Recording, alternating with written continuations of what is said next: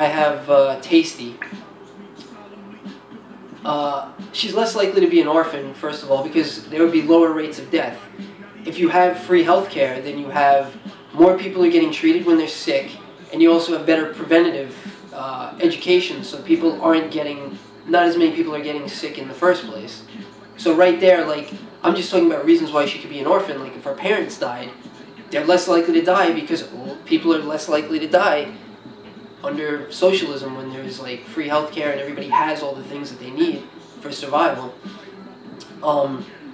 You know, also with drugs being legalized, you would have fewer people killing each other in the streets. You know, you would also have fewer people getting locked up, and I'm going to get into this in a second. Let me just go into this other little thing that I have here. Foster care and social programs would be better. So even if she did end up as an orphan or, you know, in foster care or whatever, she wouldn't feel as compelled to latch on to somebody like V, because she would meet more people, you know, in the system that would actually make her feel like she was part of a family, and it would just be a better life, I think, for her, you know. I mean, again, it's not like guaranteed automatic, but it should lead to that. The probability would be higher, that things would be better for her. Now, what I was going to say, what I kind of started on and paused myself, was it's related to Black Lives Matter. And it's that if you legalize drugs, right, you get the violence down. You also get the police to stop fucking with black people, right? Like, the drug laws are incredibly racist.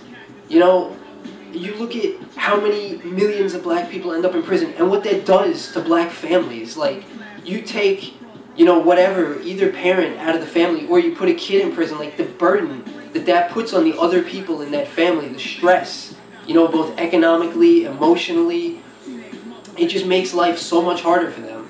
And then, of course, there's also the fact that, like, once you're a convicted felon, you can't vote, which is, you know, like, pretty shitty. Even though in the current landscape it doesn't matter that much, but it will matter more as, you know, as we're building socialism, basically, is what I'm saying.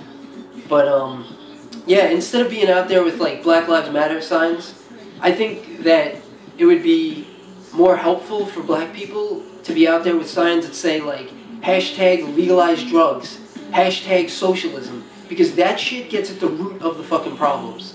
Like, yes, it's, you know, and I'm going to talk about this in the other video I'll make about Black Lives Matter. I don't want to get into it too much, but suffice it to say,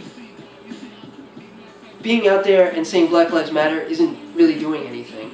Like, you legalize drugs, you're changing lives for the better for, like, millions of black people. And the same thing with socialism. Like, you give them the resources that they need, and they will then be able to build themselves better lives. Yeah, not too much more for me to say on that one, really.